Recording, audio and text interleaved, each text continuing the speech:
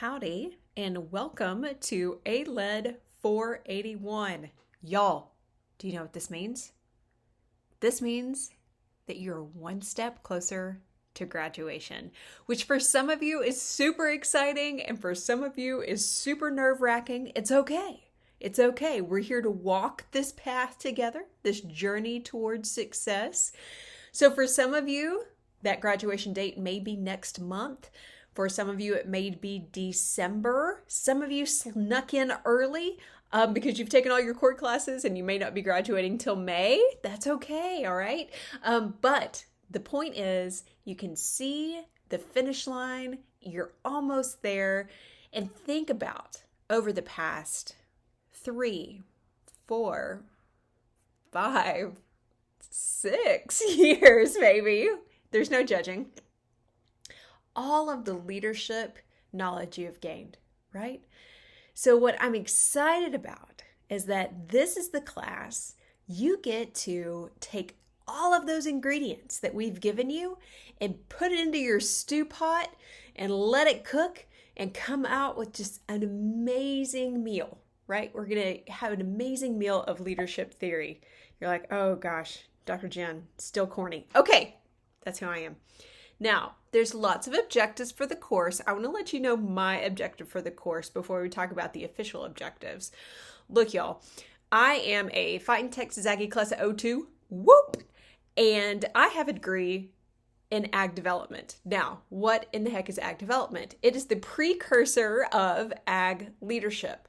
So you and I will have the same degree, right? So I am very excited to share in a lineage of thousands of students that have graduated with this degree. And I want you to walk away being able to take all of these theories, take all of these concepts from all of your classes, apply it to the world around you, but use those tools in your toolbox to be successful as you move on. So what is that going to look like? Part of my objective is to get you to apply the things you've learned in class.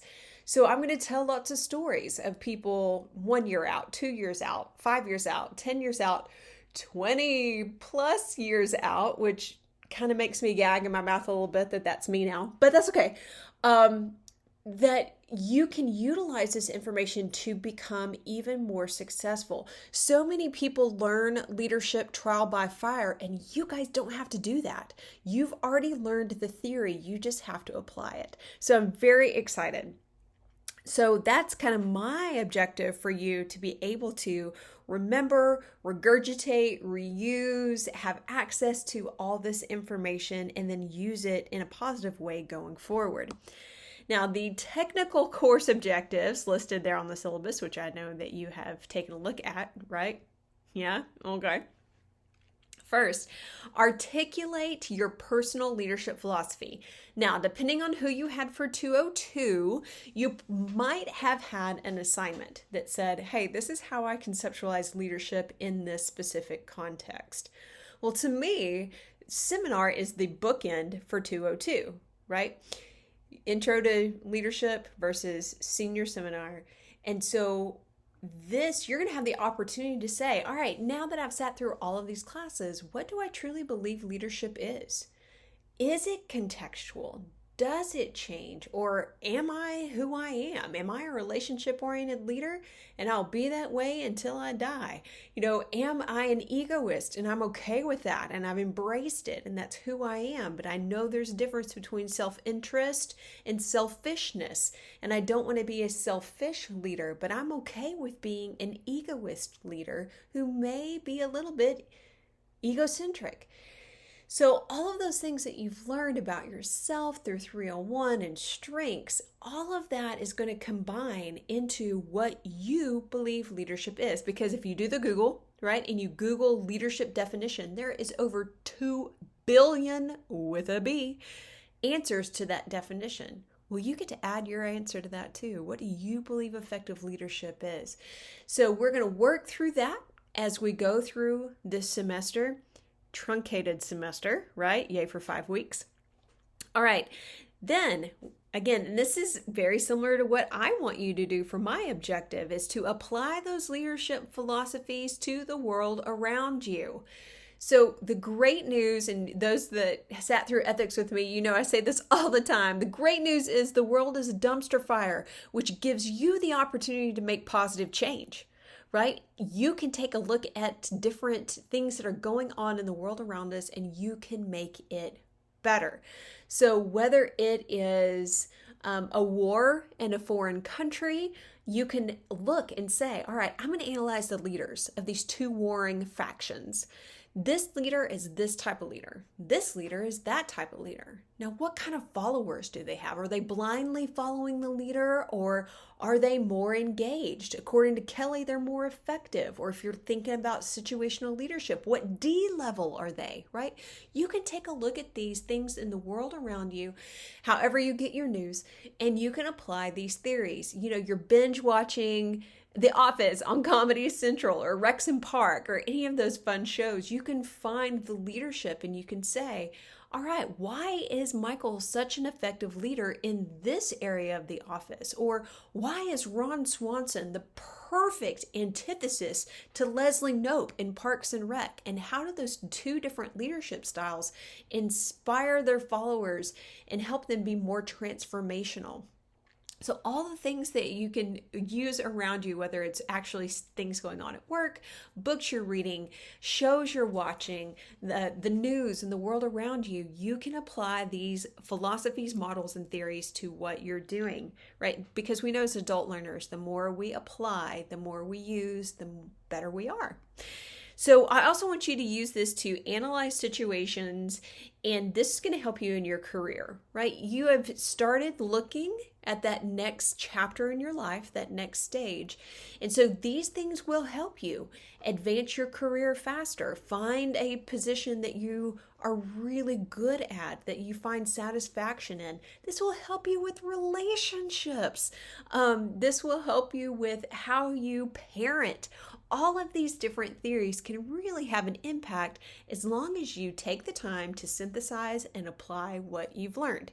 So that's what this class is going to be about. Getting excited. All right, who is this discombobulated type voice? If you guys have had me in class, which I recognize many of your names on the roster, you know I'm Dr. Jen. So Jennifer Strong, again, class of 02. I have been back at A&M, so I went and got my PhD at Oklahoma State. I was a faculty member at the University of Georgia for several years, and then I've been back at A&M since 2010. It's great to be home.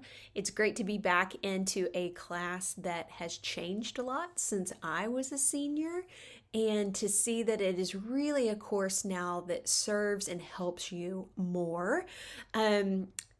Just a little bit about me for if you haven't had class with me. Top left picture, those are my two crazy doggies, Thor and Khaleesi. Very funny personalities. It's nice being home with them during the summer because I'm technically not on contract with Texas A&M. So it's a long story. But so it's nice if you hear them in the backgrounds of any of the lectures. They just want to add their 2 cents about leadership. I have an amazing daughter named Brenna. Brenna is class of 07. I know, crazy. So I'm officially an Aggie mom. She's also going to major in leadership, which I'm super excited about. And she wants to either be a lawyer or a counselor, which two very awesome options for her. This is my Coopy. So Cooper Williams is my sweet angel baby. He was actually killed in a car wreck in 2017, but God let me borrow him for 8.5 years.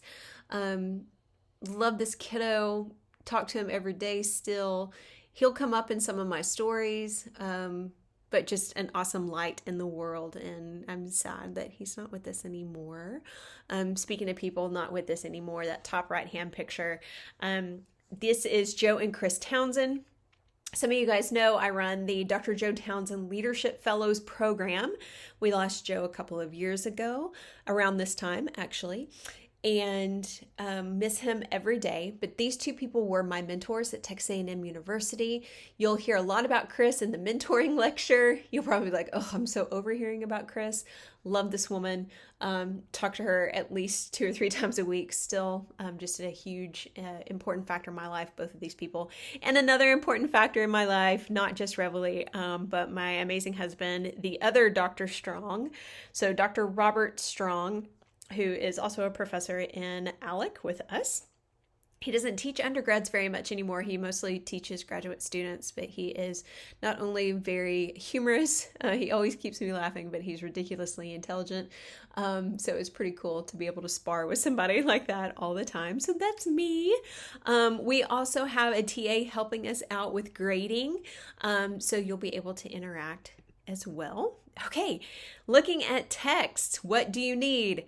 Ugh, that stinking APA manual. I hope you still have it. I hope you didn't get rid of it. We're still going to require this, right? This is stuff that we are mandated to use with you guys. So yes, you will have to cite lecture. Yes, you will have to cite readings. You know how to do those 2 things, especially if it's an online lecture. It changes it a bit, right? I'll even try to upload some examples just to help you out because I know you guys are done. And then also Canvas.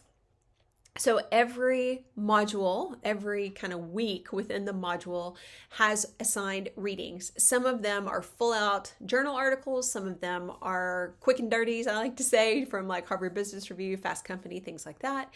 But they're all applicable and they all make a difference to what we are studying. So that's going to be important.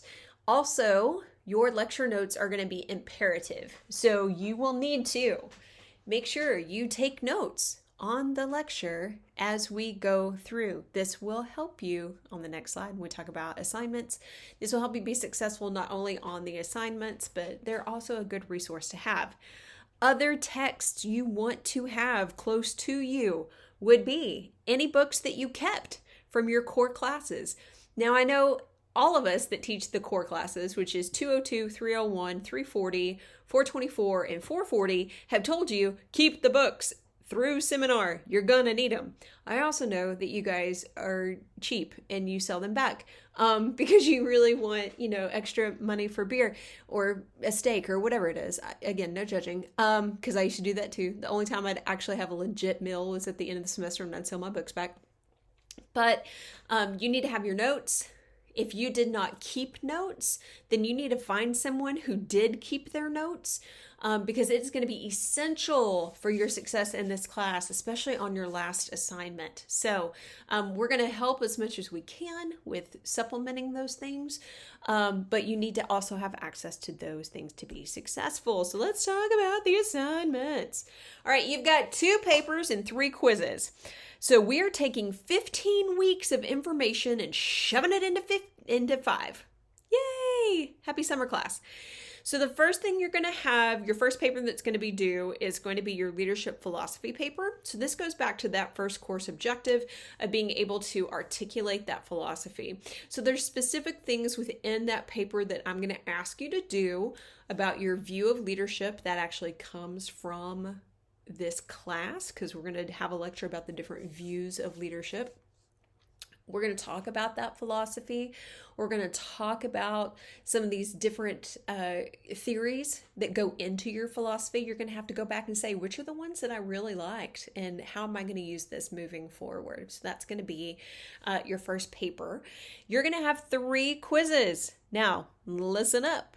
These 3 quizzes are always due on Friday at 5 p.m. CST. Now, this actually goes for everything, both papers. So everything in this class is due at 5 p.m. CST. Your quizzes are Fridays at 5 p.m.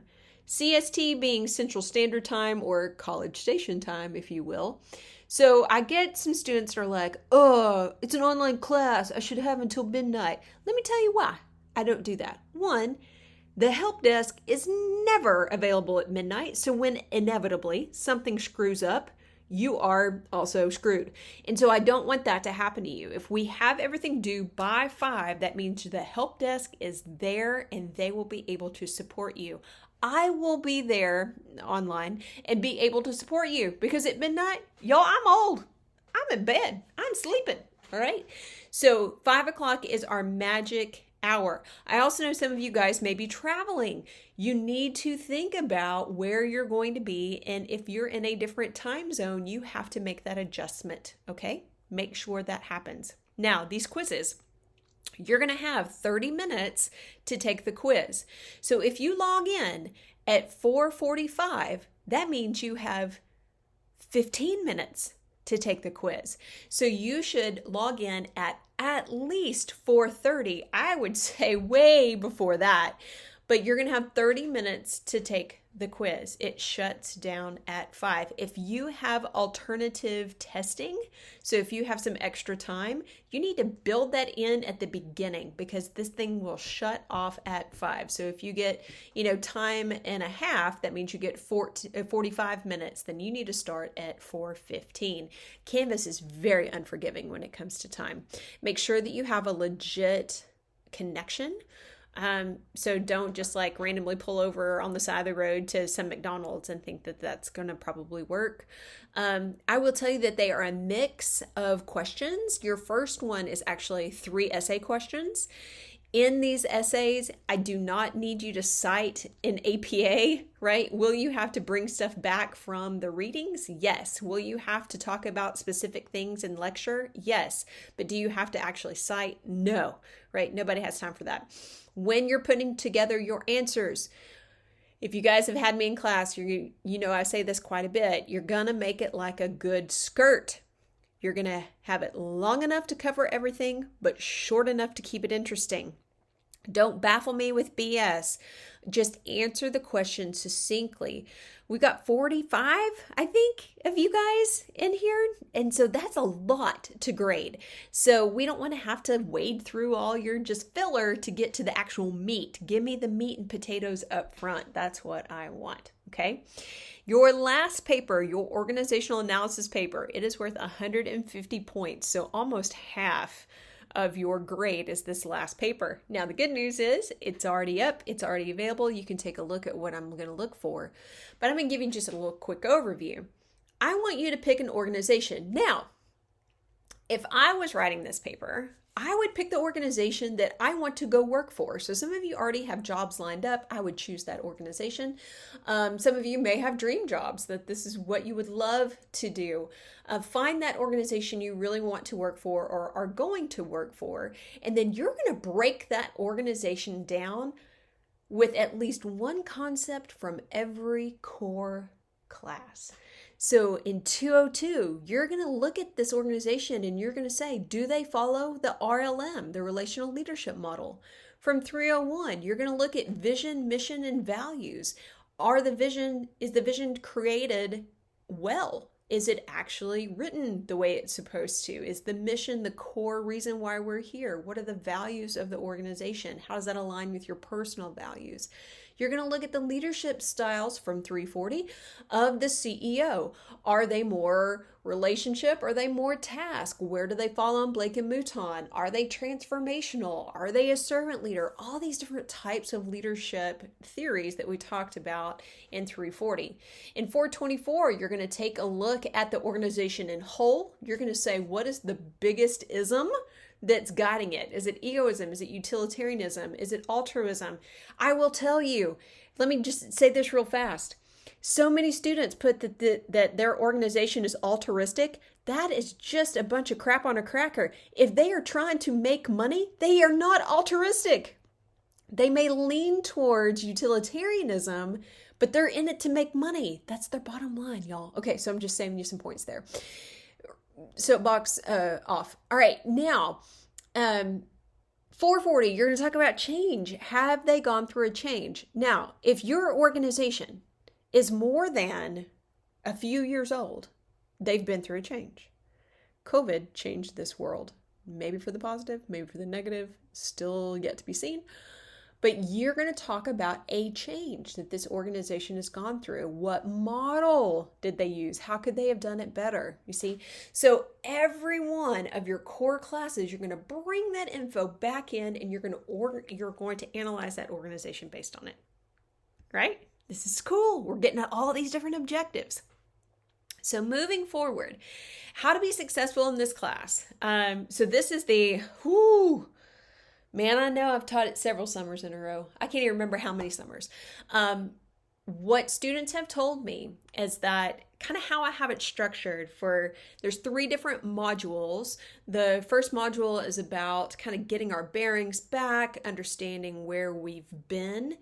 The second module is more looking at this idea of what are some concepts that we maybe didn't cover fully or enough. How can we integrate some more learning into what we have? And then the last module is all about the application, right? So there are kind of like 3 days in a week, kind of how it's structured in my head. That doesn't mean that you do this Monday, Wednesday, Friday. You can access this stuff anytime. That's the great thing about an online class, right?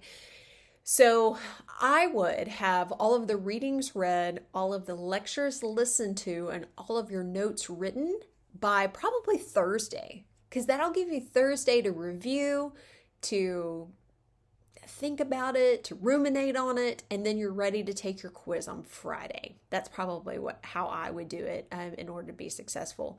Yes, you still, for your 2 papers, have to use APA, so make sure you do that. That's another key to success. Not waiting until the last minute to take the quizzes, also a key to success, because it's way too stressful.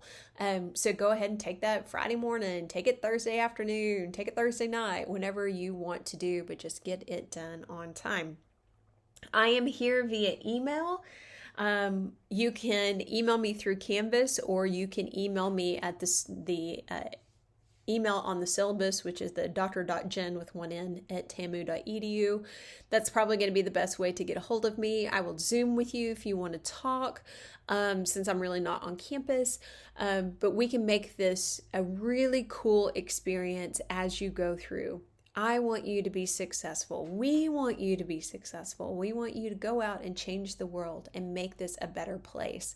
And so this class is really, again, here to help you take all of your leadership knowledge and put it together in one little area. So I can't wait to see what you're going to do with this. We'll talk soon. Let me know if you have any questions.